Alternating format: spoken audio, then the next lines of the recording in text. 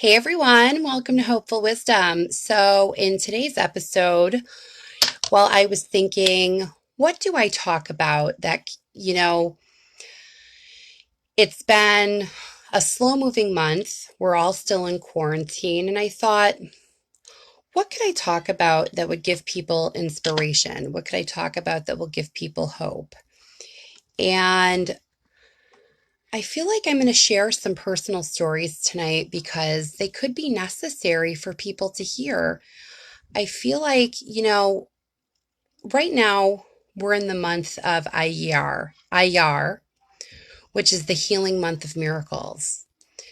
And I thought to myself, wow, I feel like this entire month I have just been meditating on healing and growth and thinking about old hurt that I needed to heal from. You know, a lot of people who watch the show are single and dating, and that can be very frustrating. And I've been thinking, here I am doing the things that I know to do to find somebody. I'm on all the dating sites, I'm in all the groups, I reach out to Shadchanim, so I'm doing everything that I practically know to do to put myself out there and meet somebody. But then I thought, am I doing everything spiritually that I know to do to meet somebody? Out, please. No, mommy's doing a show. Exit the room. Wait, who ate those? Once. Out. Who ate those? Out. Who ate those? I don't know. I told you to get out.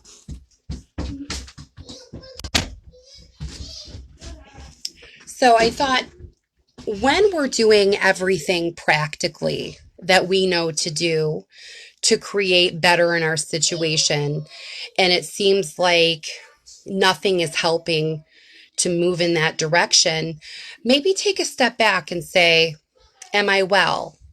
Am I well?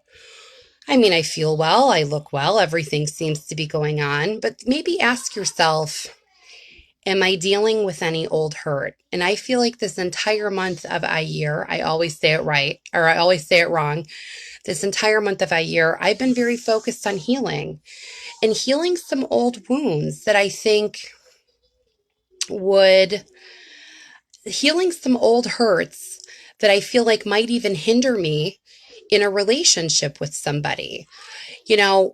I feel like we also have to be ready to be well. And when things are kind of at a standstill in our lives, it can become very frustrating. I'm saying amidst that frustration, think about, well, is there anything about me that maybe I can fix? And sometimes I thought for myself, what are those things that I can fix?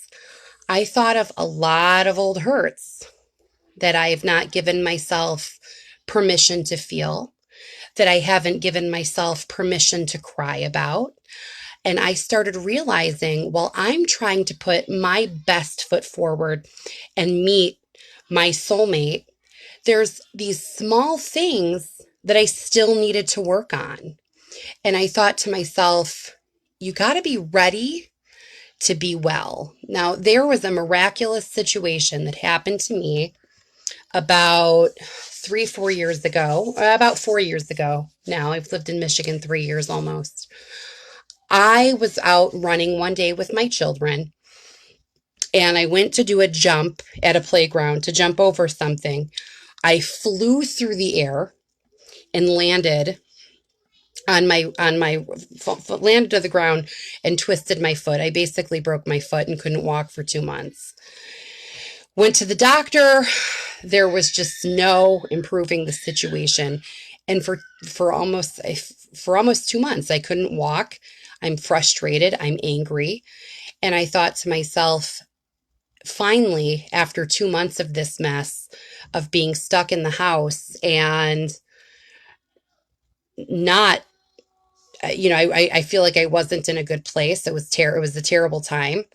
I finally said, I'm sick of not walking. As you can imagine, I know some pretty hokey people.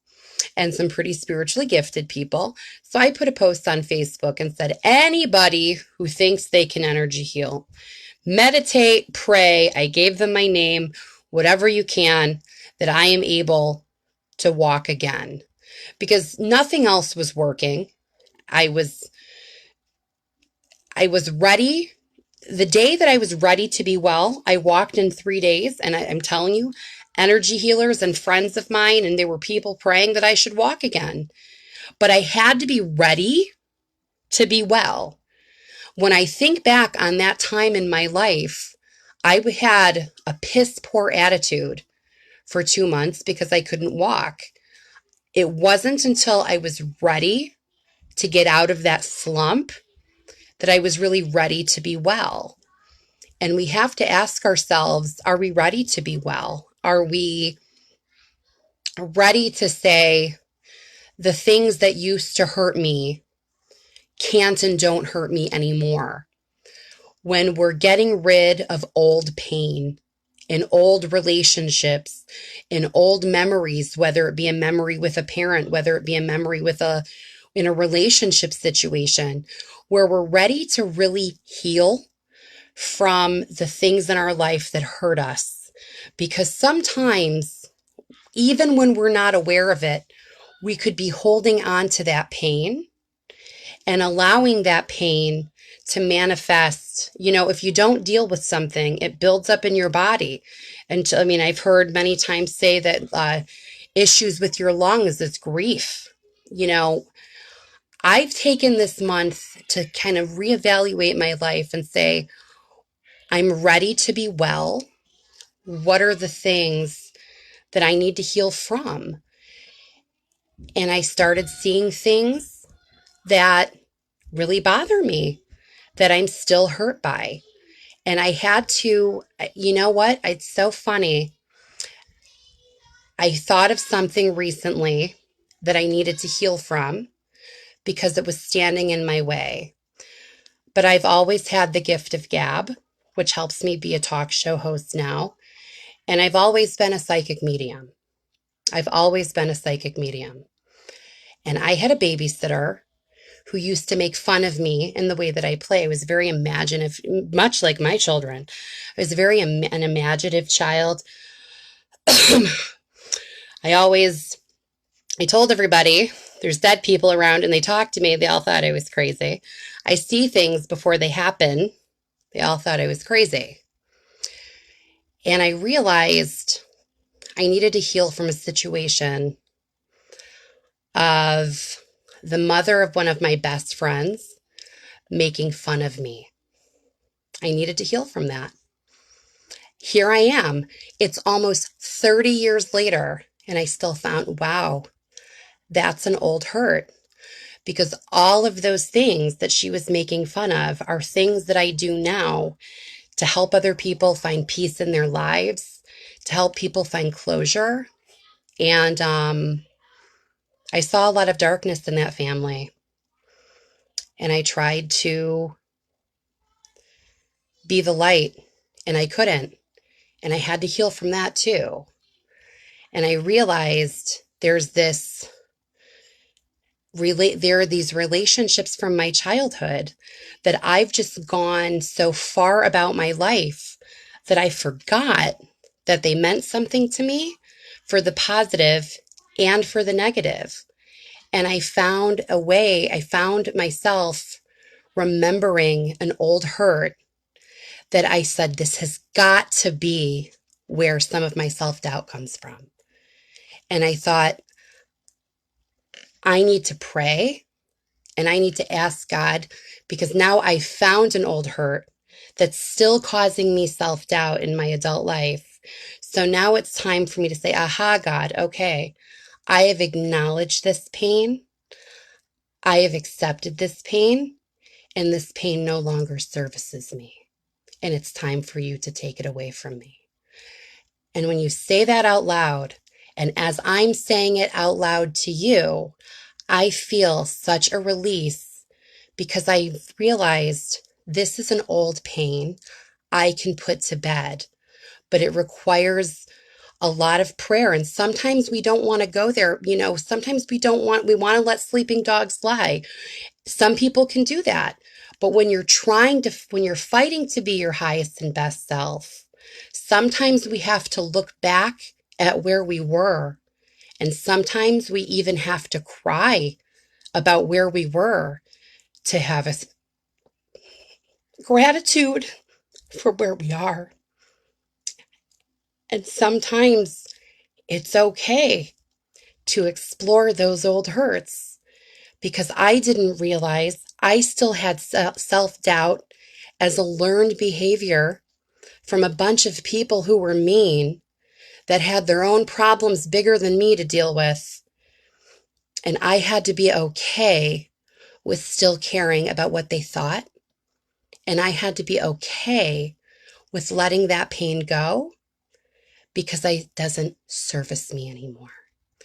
And when we're trying to be the best we can be, sometimes having that heartfelt cry with yourself about all of the things that you've overcome, all of the things that make you better. And it's okay. It's part of personal growth to feel those feelings. It's part of personal growth to tell yourself, I can overcome and I'm allowed and it's okay for me to feel this way. One second, we have Amen, girl. You're so smart and so dead on with so many things. A lot of your views take on things that have helped me in so many ways. You say a lot of what people think. So proud of you, woman. Thank you. Thank you. Because it takes reminder sometimes that it's okay for me to be vulnerable. And it's okay for me to not be perfect. And it's okay for me to strive to be the best. And that is something when we're trying to be our best, we have to remember the times that we were in our worst. So whether that was drugs, whether that was an abusive relationship, whether that was self-hatred, whether it was self-deprivation, whether it was healing from the bullies on the playground, we have a right to remember. We have a right to cry. We have a right to mourn. You're allowed to cry if you grew up way too fast. You're allowed to cry about that. We don't have to walk it off. And think about it. If I'm trying to live my best life and I'm trying to be my highest possible self, then I have to acknowledge and mourn the things that were painful in my life that I had to overcome by way of faith, talking to God. I used to beg God, bring me home, bring me to my people. I knew I was different. The day those prayers were answered, I thought to myself, there's got to be a God in the world. You got to reach out and you have to be committed to being committed. You have to be committed to your faith, even when you feel like your life is in the toilet. There are going to be days in our lives where every day we have to pull ourselves out of the toilet. For those who don't know, I struggled with anorexia on and off in my life. And I also had a big problem with Adderall. Now, I was always prescribed by a doctor. I never once abused that pill. But when I tell you it had me hook, line, and sinker, after I found Adderall, I couldn't imagine life without it. I couldn't imagine it. And nobody likes to talk about the long-term effects of Adderall. Adderall can give you, Adderall has several negative side effects, but you can lose your mind. And I was going through a stage where I wasn't rational. I wasn't making good decisions. I was on the highest form of the highest dose of Adderall I had ever been on. And I had to realize that this pill, this Adderall, has a hook on me that is being detrimental to my life. Even as Riella puts, me too, it put me over the edge. That's what happened to me too. It can make you crazy. And I thought to myself recently, you know, here I am off the Adderall, having to lose weight the old fashioned way by diet and exercise. And I still look at myself in the mirror sometimes and say, Adderall would do a better job. Aha, I found another thing that is not servicing me. And if I'm trying to be my highest and best self, I have to acknowledge that I had a real problem with Adderall. And if I can acknowledge that to myself, why not acknowledge that we all have something we're struggling with? But I had to recover from I don't want to call it an addiction, but I would definitely say a fixation with Adderall. Maybe it was an addiction now that I think about it. I was prescribed by a doctor, never, God forbid, once went in my nose, but I certainly did love all the side effects, the ones that I thought serviced me. I didn't take into consideration it can make you angry. It has a lot of similarities to cocaine. Well, I didn't know much about cocaine until I started learning about Adderall. Isn't that interesting? Too many similarities. When we're striving to be, it's psychologically addicting, as Riella says. Yeah, it has to be. It has to be. And I thought to myself, well, I'm trying to be my highest and best self and create the miracle of attracting my soulmate into my life. I have to be vulnerable and I have to start accepting that there are some old hurts that I don't want to take into a new relationship. And think about the blessing of this time, the month of Ayir, where there's healing miracles. Feel your feelings. Cry about the things that don't service you anymore. Cry about the people who hurt you, not about them.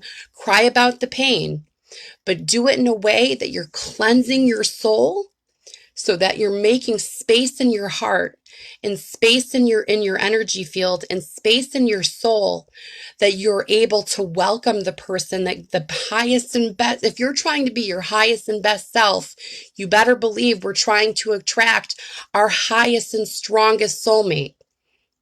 And if you need to cry it out so you can clear out that space for good love, cry about the bad love, because that's a sign of growth. Cry about the people who are mean to you. Cry about the people who didn't understand you. And cry the happy tears that you still became who you were supposed to be anyway, despite what they said and despite what they thought. We are allowed to cry and we're allowed to heal. And the healing process is a cleansing process. And sometimes you're going to go through a purge. I feel like I'm crying every day, but I can tell you something. I'm crying something bad out. A contagious heart, a courageous heart. Thank you so much. You have to be at a point when you're saying, I want to be my highest and best self, that you can look back to the things that made you strong. And maybe you have to go back there and hug that little girl or hug that little boy and say you shouldn't have had to be that strong. And it's okay to cry about it now because you couldn't cry about it then. And it's okay because any strong person is able to handle the times in their life where they were vulnerable. And when we're trying to get out of old feelings, sometimes they hurt. And we're allowed to feel those hurts. And you're still courageous and you're still strong and you're still worth amazing things. It's okay to decide, I want better for my life. It's okay to do the steps you need to take to do them, and dare to dream big. You know what I want to do? I want to be the Jewish Oprah. I want to talk about God all day. I didn't see a platform. I created a platform. I created a platform. Live it, breathe it, speak it into life. And remember that it's okay to be vulnerable. It is okay to say, I have come this far and grown so much because of the people who hurt me. I have grown and come so far because of the people who didn't understand me. And that doesn't mean that wasn't painful. I cry more about it now than I ever had a chance to back then because I see that they were wrong. And then you think about the way they made you feel and how hard we sometimes have to fight. And I don't know that I ever could have gotten into a place in my life that I could do this. I thought, oh God, when I decided I didn't want to be a comedian anymore, what am I going to do with myself? I didn't realize I had an option to just turn on a camera and talk about God all day to anybody who would listen. And it turned out there were people who liked to listen to me. I didn't realize I was allowed to have that confidence. And when we allow ourselves to have that confidence, we can shine. And it's okay to remember the days that we didn't. And it's okay to remember the days that we thought we were not funny. And it's okay to remember the day that I said, I have a higher mission that's just going to be a hell of a lot harder than telling a bunch of filthy jokes that I really enjoyed doing. It was hard to get past that. I knew I had something bigger to attain. And maybe that something bigger is to take everything that makes me different, having a psychic mind, being able to communicate with people who are no longer with us. That's a heavy responsibility. It's a heavy responsibility to be a psychic medium. And I still have to heal from shit. I have to heal from the people who thought I was weird. Even the ones who respect me now, I've had to heal those old feelings because they're not in that place anymore. They wouldn't say those things again. Still have to grow past it. We're all still human. And we're all fighting something. And it's okay to say, I am still a work in progress. Because again, we're not settling for mediocrity. We're settling for the best possible human being that you are capable from God, I'm saying, to be. That's the person I strive to be. From God, what is the highest level of humanity that I can be in God's eyes? And how do I take those steps to get there? And I found my life to be more fulfilling. I've walked away from opportunities that you'd have to be crazy to walk away from because it wasn't my calling and it wasn't my mission. It isn't my job to be a stand-up comic, whether I like it or not. It's not my job. I know I have a deeper purpose because I can get on camera and cry and talk to people and about how we feel and how to get past those feelings. And it's okay to take sometimes a little bit of that hurt with us just to remember how far we've come. Because when Jacob asks, how do you know it was your calling? I'll get to that in 1 second. Janelle says you're absolutely correct. I cannot place blame. But when the doctor prescribed me pain pills and anxiety pills, ended me back addicted to heroin. Talking about hook, line, and sinker, 4 years clean. God bless you. 4 years clean and sober, but I cry every day for the number one, for who and where I am. Number two, to give myself the credit I deserve for the strength I never knew I had, and have constantly reminded myself I am strong, I am smart, and I can and will do anything I set my mind to. God bless you, Janelle. Damn straight. Damn straight. We're not blaming the doctors. I'm just saying. These pills are serious, and we need to overcome this stuff. Now, getting back to Jacob's question, how did I know it was my calling? I had a conversation with my rabbi one day, and believe it or not, my rabbi doesn't often call me. I call him. This was one of the handfuls of time he called me. And he said, Yael, I believe you that you have put, I wasn't religious for a minute. It wasn't not religious. I was very traditional. I wasn't frum for a minute. He said, I believe you have put frumkeit behind you, and I believe that you will become a famous comedian. You've set your mind to it, and I believe you. And I'm asking you to please come back and talk to the world about God. Please come back and talk to the world about God. My rabbi asked me to stop being a comedian and to come back and talk to people about God. And you know what? It had to be the right move, because every joke I sat and tried to write, I tried to make faith funny, and I just couldn't do it because I saw the state of the world.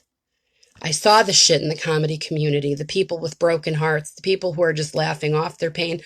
I, Jacob, as a psychic medium, couldn't sit in a comedy club anymore and feel the energy of hurt around me and be okay with it, because I wasn't there to fix it.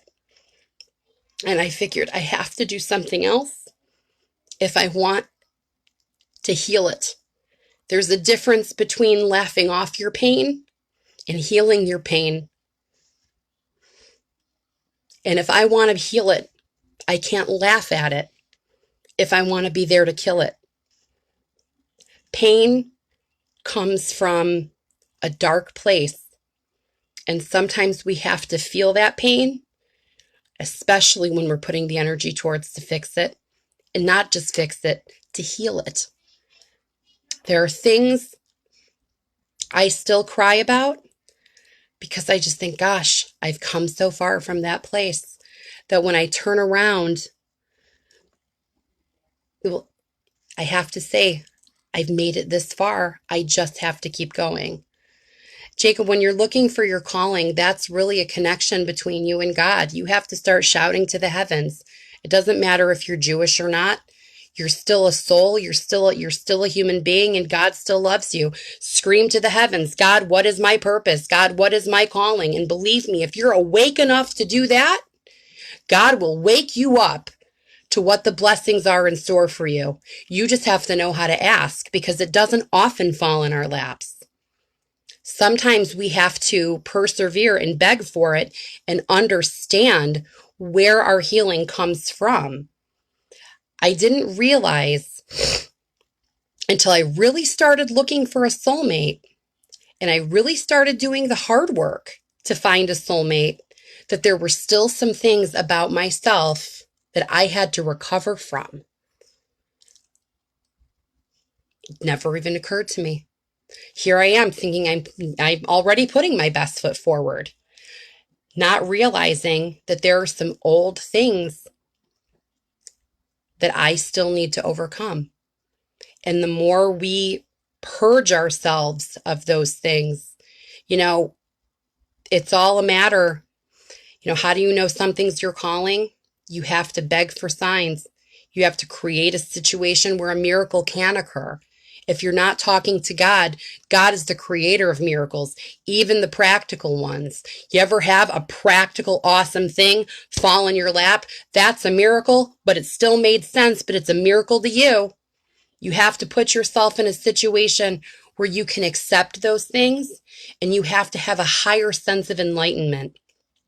Because even you can tell a joke from a comic who's enlightened and healed, their whole delivery, the sound, and I can only imagine this is going to sound crazy, but the way their tone sounds and feels to you from a person who's spiritually healed, the joke, and even if the joke wasn't funny, the delivery, I'm saying the voice pattern, you can tell when you're dealing with a healer or someone hilarious who's just trying to laugh off the pain with you. There's a difference in the comic, and you can tell when some of them get better. I'm not going to call out any by name because I'm not going to do that. That's not nice. But there's a lot of people saying, why aren't I famous? And then you can actually ask them, well, you're trying to laugh at the pain, but what are you doing to heal the pain? And should God allow someone who's not trying to heal pain be famous? If you're not trying to heal pain, why should God shine a spotlight on you if you're not trying to heal pain? There's a lot of darkness in the comedy community. There's a lot of darkness. Because just because you can laugh at the problem or you're there to laugh at the problem doesn't mean you're there to try to heal the problem. And today we're trying to talk about healing all parts of our being so that we're able to accept the blessings when they occur and create them for ourselves. You know, I'm on every dating website and I am putting my best foot forward and I'm trying to find the right one. And I got to tell you, it's been some fucked up bullshit that I've had to deal with. It has been some bullshit. And it's bringing up old feelings. And I have to maneuver through those feelings. And I'm just like, how do you be? I actually said to a guy the other day,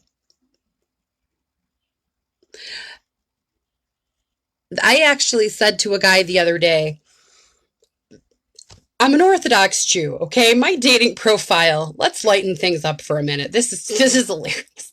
So I'm an Orthodox Jew. My dating profile is it's just so simple. It's not going to confuse you with a bunch of words with 4 and 5 syllables. It's a paragraph. It's to the point. It's nice. And even at the bottom, for the I'm trying my best to do everything but act it out in sock puppets, okay? I'm doing the best I can to try to communicate with a man. Please don't be full of shit. I'm begging you not to be full of shit. Please be normal. I'm trying to show you that I can be normal. You just please be normal and honest about who you are. So fine. So I even put at the bottom, because when you mention the children in the profile, some it doesn't scare away. They don't want to marry someone with kids, but they know you have kids. So I had to put at the bottom, if you're not looking to get married, if you know you don't want to date a woman with children, and the people who don't communicate. Why? Why? What's the point? Why are you swiping right if you don't want to talk to a person? So I had to put, for the people who don't want to get married, for the people who don't want to date someone with kids, and if you don't want to communicate, please swipe left. Hi, Hector. So a guy from the this one's coming out of Britain.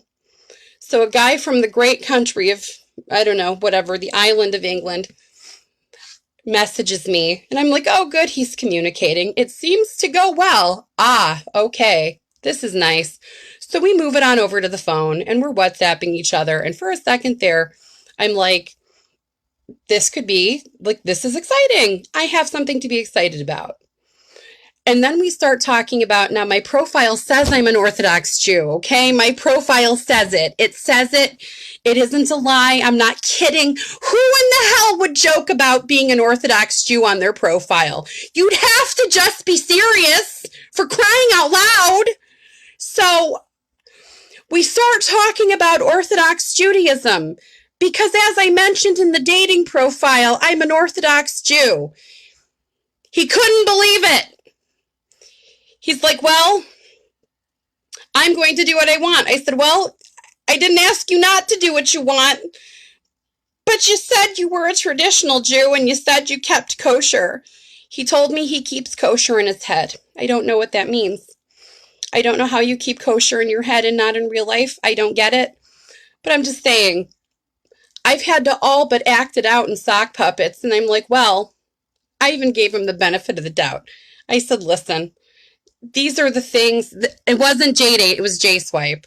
J-Date, Jacob, is a giant waste of time. And it's there are better ways to spend $40 a month than J-Date.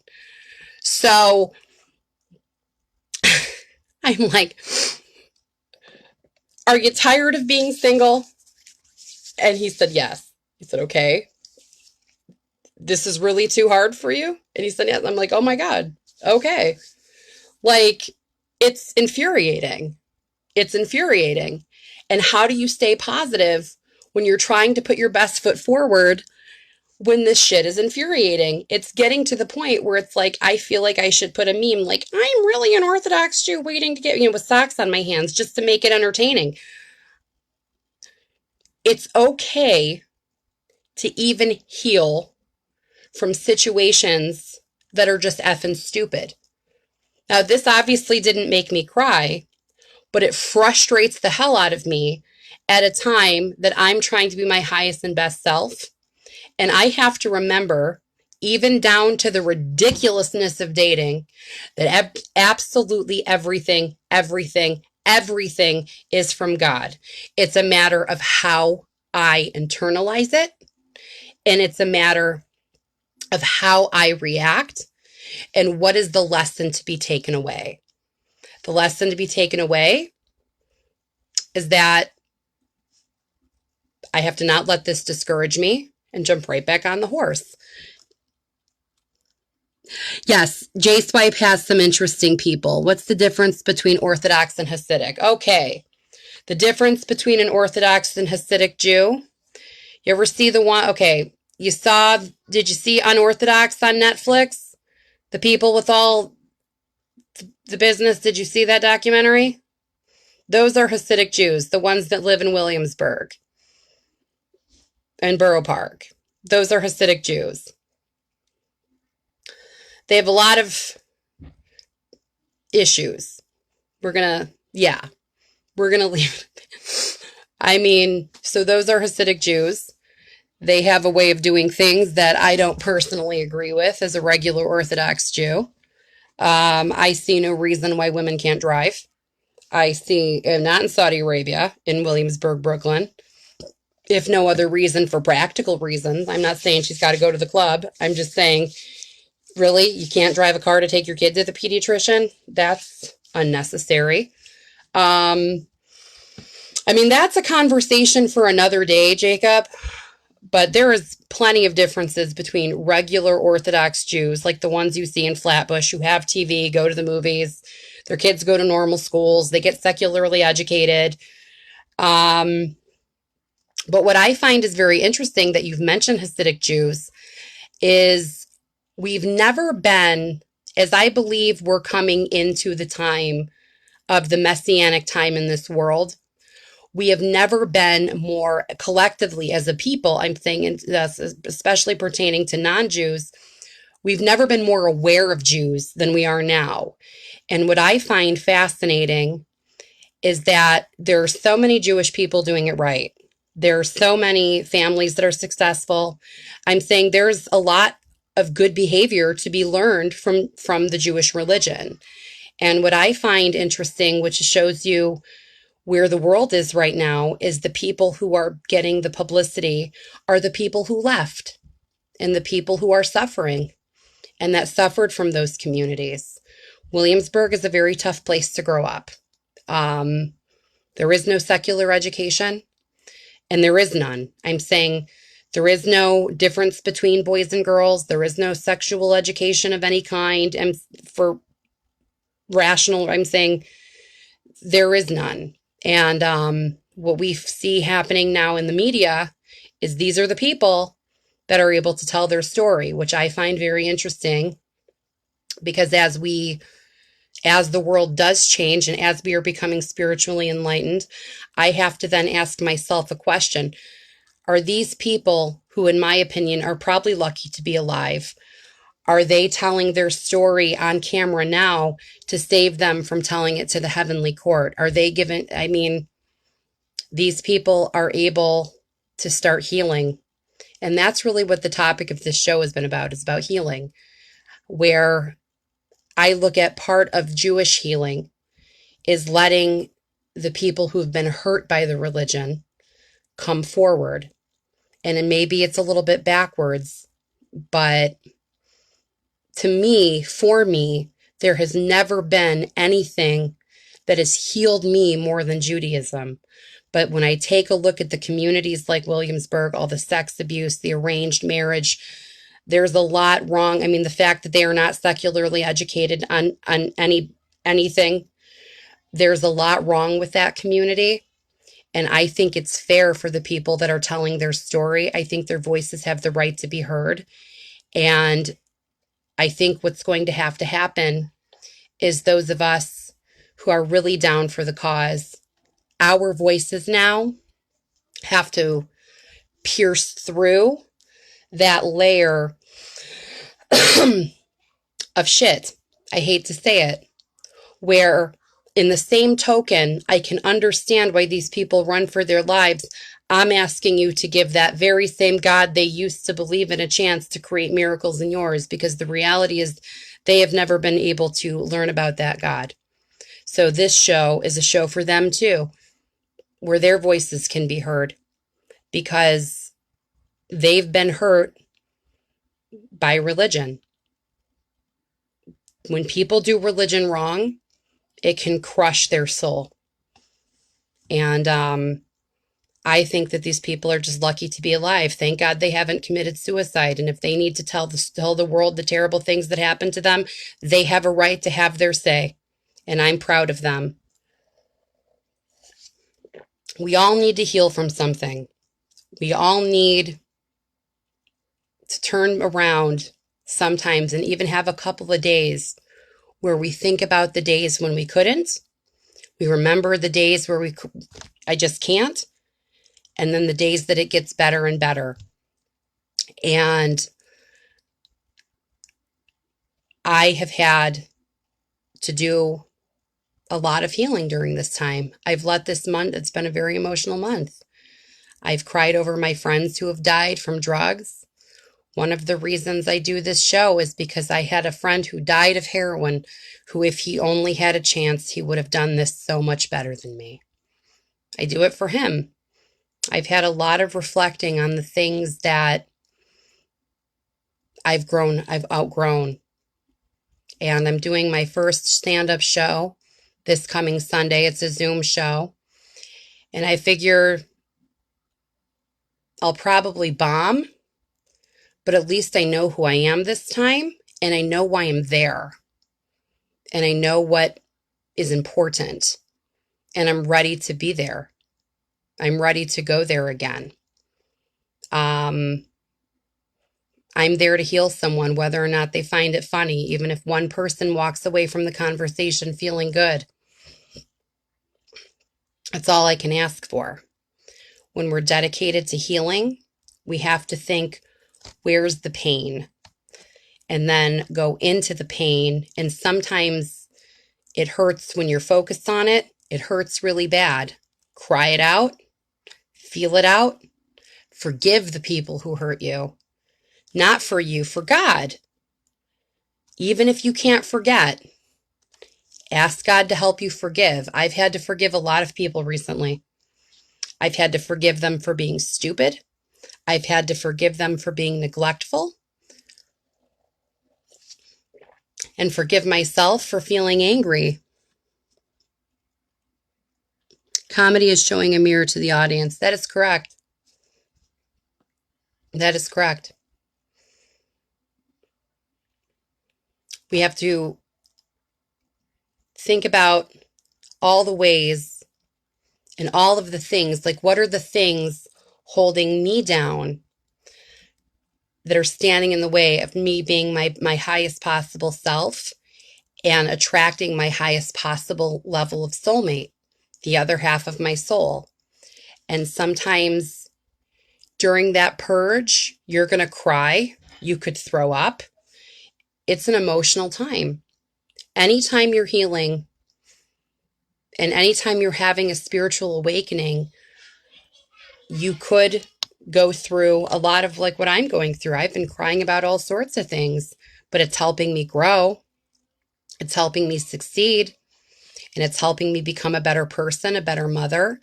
But I've had to relive a lot of pain, especially during a frustrating time where I'm doing everything practically that makes sense to try to meet somebody, and it still hasn't happened yet.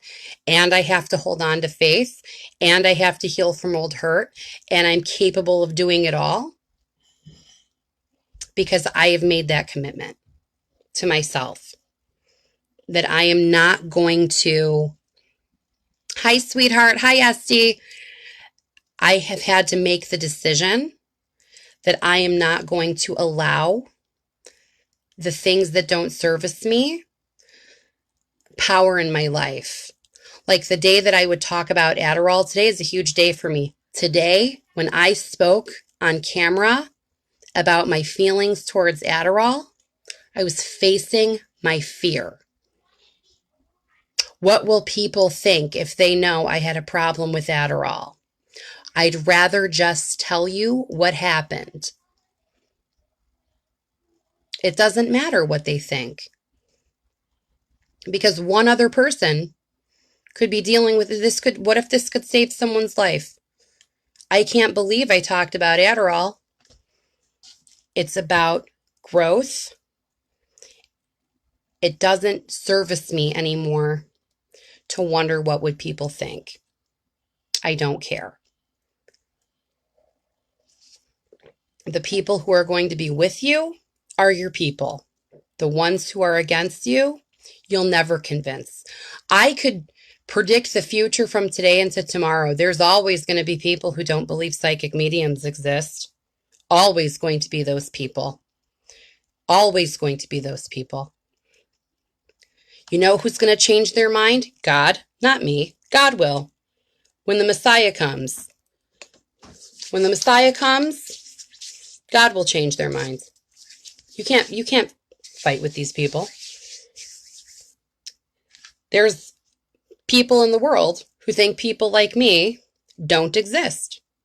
We're not telling the truth. Or, this is my favorite, we know how to ask questions to feed off of information. Okay? A lot of it's puzzle pieces to the mind, where in order to help the person, you have to ask questions to piece in how to help this person with your mind, because you've been given a special gift that allows you to do so. There are some things science is never going to be able to explain, and I am allowed to feel bad about that sometimes. You know how many times I've had that conversation within myself? What if I'm just crazy? Craziness doesn't tell me someone's deceased father's name when I've spoken to them for the first time. Craziness doesn't show me a trauma from your past that maybe you need to heal from. That's what makes me special. That's what makes me different. And that's something that I've had to be okay with. One of the things, for so many years, I didn't want to do intuitive readings and I didn't want to read people for so many years because I was so ashamed of being different. It was something I was so humiliated by. And then I realized my level of accuracy was so high that if I didn't do this for people, how would I know that when I got to heaven, please God, at 120, that I wouldn't be in trouble for not using a God-given ability to help people? There's no rule book. Nobody ever teaches you the etiquette of these things. You have to learn on your fucking own. And I don't want people to have to learn alone anymore. I don't want people to be ashamed to cry. I don't want people to be ashamed of themselves where they don't have any confidence. I want people to live their best life. And we're allowed to cry about the days when we weren't living our best life. Maybe we're not living our best lives. How do we live our best life? What does that look like? To some people, it may look like material things. Your best life is not material things. Your best life is loving the person who you are and expecting and receiving your blessings. Maybe, God forbid, you're not meant to be famous. Maybe you're not meant to be wealthy. Maybe no amount of prayer can fix that. Who knows? Living your best life is not your job. Living your best life is not your money. And living your best life is not your material possessions. Living your best life is when you have contentment within your being and you have honesty in your relationship with God. When you're angry, give it to God. No being can fix it and can take it away from you. And when we're asking God for change and we're seeing that we have to go back to a place that hurts, instead of saying, why am I being reminded of that? Say, what the hell do I need to learn by reliving the pain of that situation and learn it? Because when you start looking at it as a lesson, you can understand you're feeling those feelings again for a reason. And maybe it's to cry about it the last time. But it's time to be okay with that vulnerability. That vulnerability is okay. Whether you cry, whether you write, whatever you do, however you express sadness, it's okay to feel that way.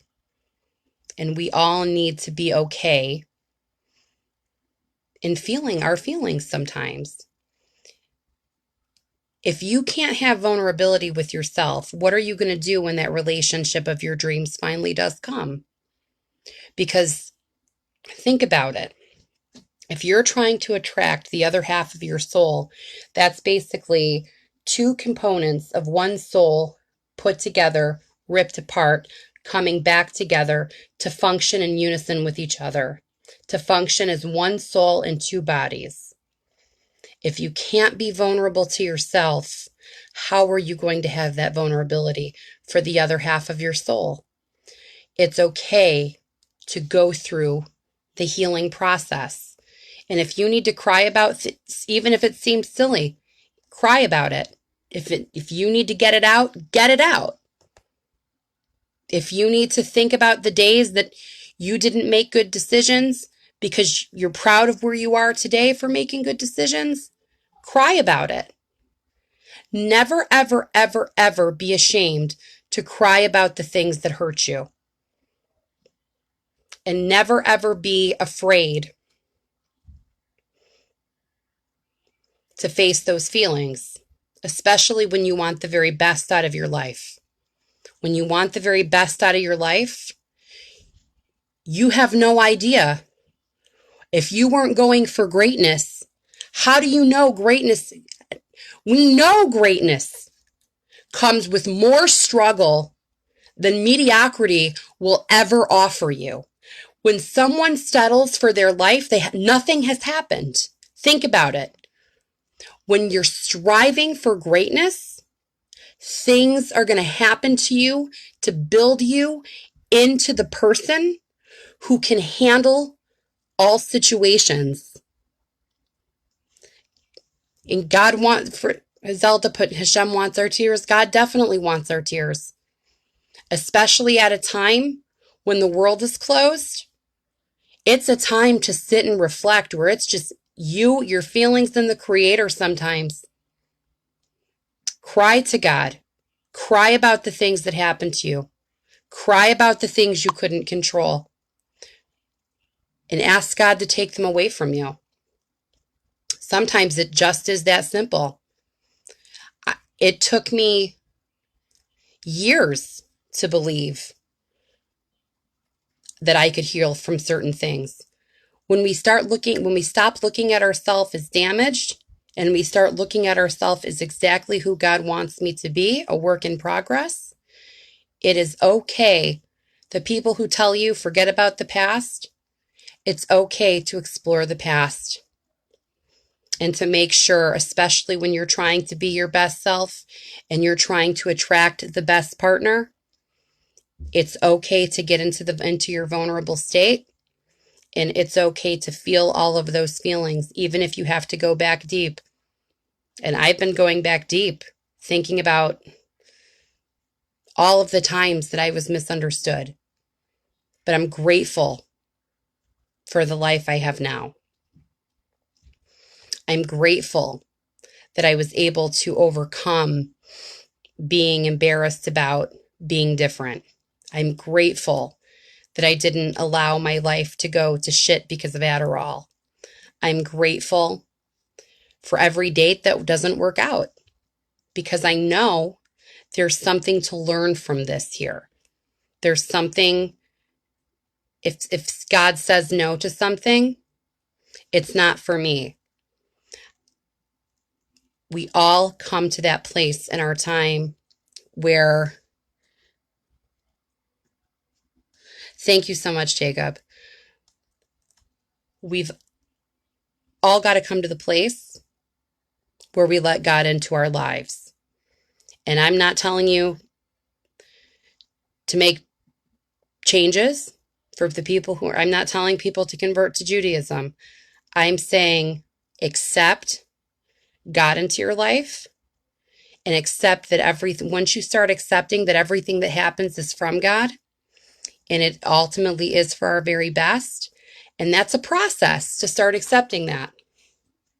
That's where healing comes in. And I thought that I had had it down cold. And then all of these things during the month of a year come up that I need to feel all over again. And instead of turning away from it, I looked at it as an opportunity to get healing on very old pain. And we're all entitled to do that.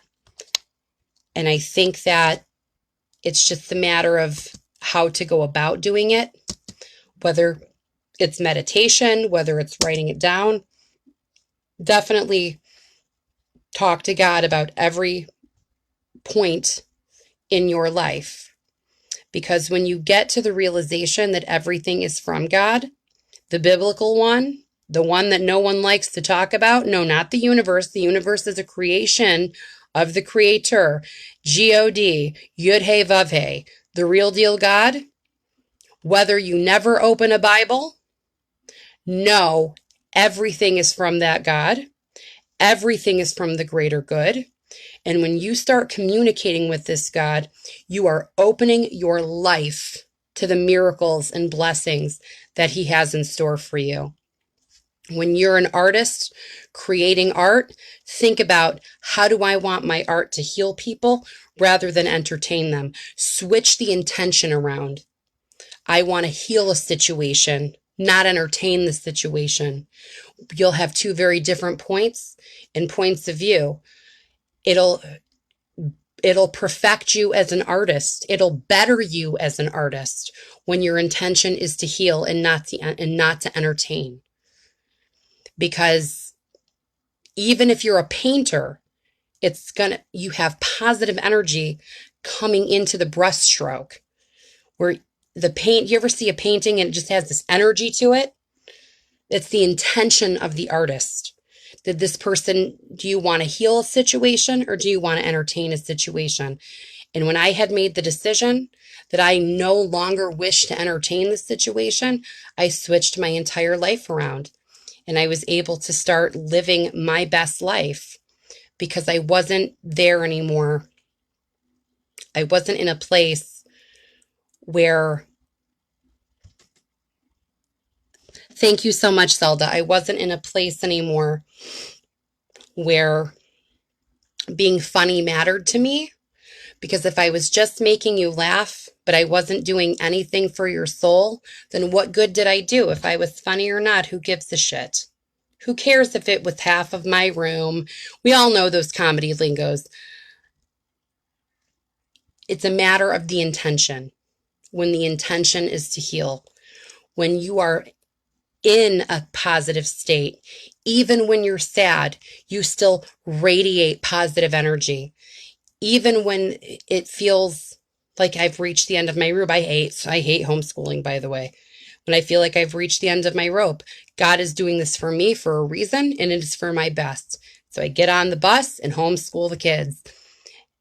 I'm not saying you're not going to have a bad day, but I'm saying when you're healing and you're growing into your highest possible being, those days are not the end of you.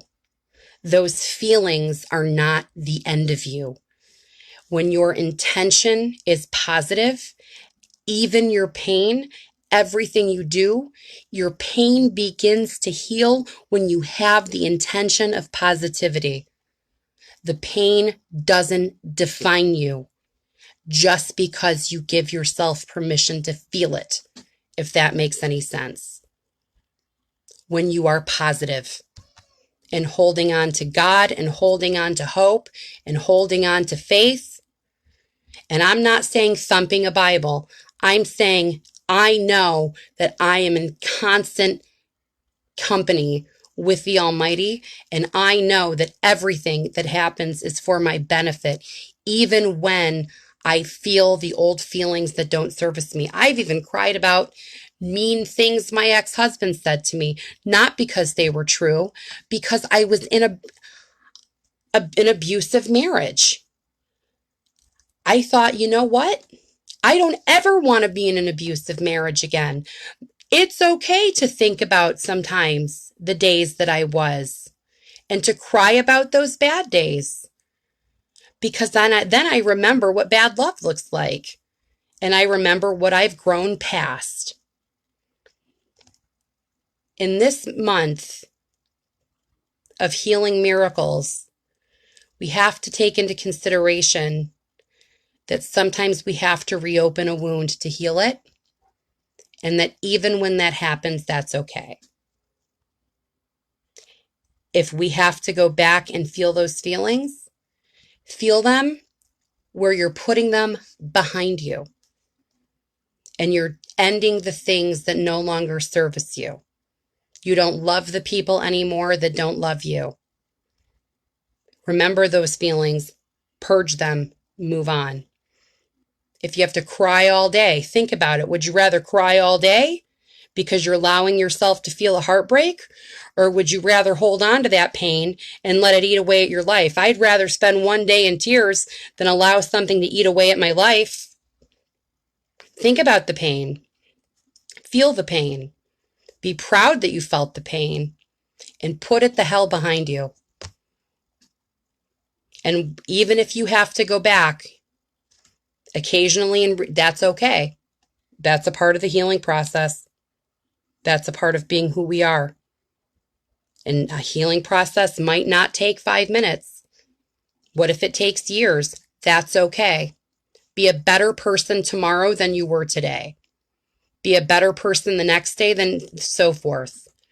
Take on one small change at a time and feel good about your progress.